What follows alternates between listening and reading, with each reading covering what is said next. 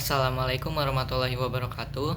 Perkenalkan, nama saya Muhammad Ilham dengan NIM 3336234. Di sini saya akan mempresentasikan materi tentang analisis resiko pada pekerjaan konstruksi pemasangan rangka atap baja. Konstruksi pemasangan rangka atap baja. Pemasangan rangka atap baja merupakan salah satu pekerjaan konstruksi yang melibatkan pengangkatan, perakitan, dan pemasangan komponen rangka atap baja yang terbuat dari baja. Proses ini mencakup beberapa tahap, yaitu persiapan dan pengecekan material, pengangkatan komponen baja ke atas bangunan, perakitan komponen di tempat kerja, pengikatan dan penyambungan komponen baja sesuai desain, pengecekan akhir, dan penyelesaian pemasangan. Next, kita identifikasi bahaya.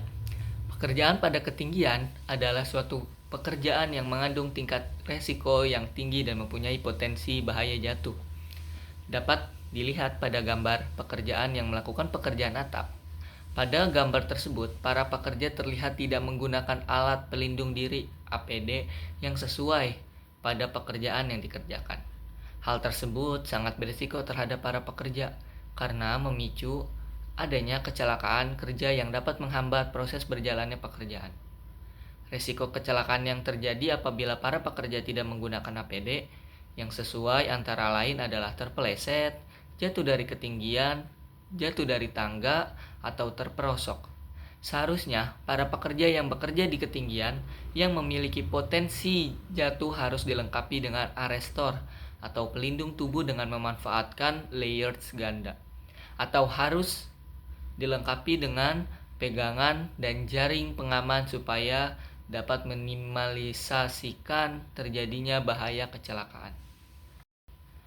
Bekerja pada ketinggian menurut para pekerja untuk mengetahui bagaimana pekerja dapat melakukan pekerjaan pada ketinggian dalam keadaan safety. Menguasai lokasi pekerjaan, terutama mengenal tingkat resiko yang dapat menimbulkan kecelakaan kerja, memiliki teknik yang dapat mengantisipasi resiko, bekerja di ketinggian, serta didukung peralatan safety yang sesuai dengan kebutuhan. Berikut ini bahaya yang mungkin terjadi pada saat bekerja antara lain yaitu jatuh dari ketinggian, tertimpa material, terpeleset atau tersandung, cedera akibat alat kerja, mesin bor, pengelasan, dan lain-lain, paparan suara bising, paparan cuaca ekstrim seperti panas, hujan, dingin, dan angin kencang. Frekuensi keparahan. Untuk menganalisis resiko, kita perlu menentukan frekuensi terjadinya bahaya, berapa sering bahaya tersebut dapat terjadi, dan keparahan dampak jika bahaya tersebut terjadi. Nah, di sini ada jatuh dari ketinggian, tertimpa material, terpeleset atau tersandung, cedera akibat alat kerja, paparan suara bising, dan paparan cuaca ekstrim. Nah, dari jatuh dari ketinggian itu frekuensinya 4, keparahannya 5, dan tingkat resikonya 20, hasil dari frekuensi dikali keparahan. Dan juga ada tertimpa material dengan frekuensi 3, keparahan 4, dan tingkat resikonya 12. Begitupun selanjutnya. Di sini terus ada keterangan frekuensi, di mana angka 1 berarti sangat jarang, 2 jarang, 3 kadang-kadang, 4 sering, dan 5 sangat sering. Begitu pula dengan keparahan. 1 tidak signifikan, 2 ringan, 3 sedang, 4 berat, 5 sangat berat. Selanjutnya ada skala prioritas. Setelah menghitung tingkat resiko, kita dapat menentukan skala prioritas pengendalian berdasarkan nilai R. Nilai R yang lebih tinggi berarti resiko lebih tinggi dan membutuhkan perhatian lebih, yaitu ada jatuh dari ketinggian dengan tingkat resiko 20. Berarti karena dia paling besar, dia menjadi skala prioritas nomor 1. Kedua, ada tertimpa material dengan tingkat resiko 12 dengan skala prioritas nomor 2. Selanjutnya ada terpleset atau tersandung dengan tingkat resiko 9, skala prioritasnya 3. Lalu ada cedera akibat alat kerja dengan tingkat resiko 8, skala prioritasnya 4. Lalu ada paparan suara bising yang sama seperti cedera akibat alat kerja. Selanjutnya ada paparan cuaca ekstrim dengan tingkat resiko 6, lalu skala prioritasnya 5. Pengendalian resiko K3. Cara penanggulangan atau meminimalisir sumber bahaya pekerjaan pemasangan rangka atap baja antara lain Disediakannya alat pelindung diri seperti APD yang sesuai dengan pekerja yang dibutuhkan. Diadakannya pengaturan tata letak atau lokasi pekerjaan yang baik. Adanya aturan kerja yang baik, adanya disiplin kerja yang baik. Adanya konsentrasi pekerjaan yang baik, adanya penyesuaian kecocokan fisik dan mental yang sesuai dengan pekerjaan yang diberikan. Adanya latihan kerja untuk meningkatkan keterampilan dan pengawalan untuk pekerja. Adanya pengawasan pada pekerja agar tidak terjadi kesalahan yang menimbulkan resiko bahaya. Adanya peringatan jika terjadi kesalahan pada pekerja yang memicu timbulnya bahaya.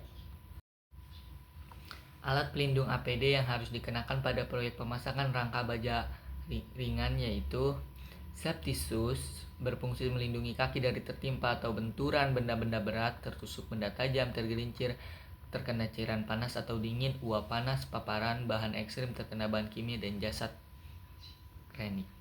Safety helmet atau alat pelindung kepala, berfungsi melindungi kepala dari benturan, kejatuhan, atau terpukul benda tajam atau keras yang melayang atau meluncur di udara. Ketiga, ada safety harness untuk membatasi gerak pekerja supaya tidak masuk ke tempat yang mempunyai potensi jatuh atau menjaga pekerja berada pada posisi kerja yang diinginkan dalam keadaan miring, tergantung serta membatasi pekerja jatuh sehingga tidak membentur lantai dasar. Dampak resiko terjadinya kecelakaan. Dampak materi yaitu satu, ada kerugian materi. Dapat dihitung dengan uang secara langsung. Keluarnya biaya untuk perbaikan kerusakan, keluarnya biaya untuk kerusakan sarana dan prasarana, keluarnya biaya untuk proses terganggunya produksi, keluarnya biaya untuk P3K, pengobatan perawatan rumah sakit, transportasi untuk korban kecelakaan. Kedua, ada kerugian non-materi, yaitu ada terganggunya kesehatan pekerja, terganggunya mental pekerja, dampak terhadap karyawan.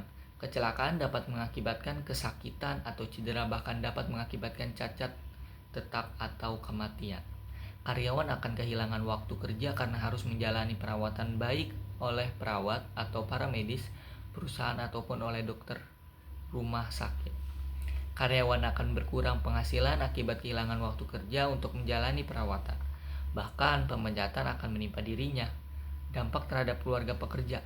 Jika penghasilan pekerja berkurang, sudah tentu pemasukan untuk keluarganya juga akan terhambat atau berkurang, sehingga tidak dapat memenuhi semua kebutuhan hidupnya. Jika kecelakaan yang dialami oleh pekerja mengakibatkan cacat atau bahkan kematian, maka masa dengan anggota keluarganya pun tidak menentu karena tidak ada lagi yang membiayai atau mencukupi kebutuhannya.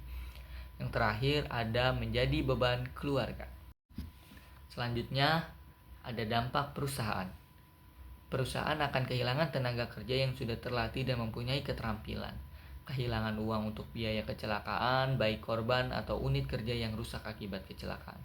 Terakhir, kerugian produksi. Tentunya produksi akan terganggu akibat terjadinya kecelakaan. Sekian video presentasi saya, kurang lebihnya mohon maaf. Assalamualaikum warahmatullahi wabarakatuh.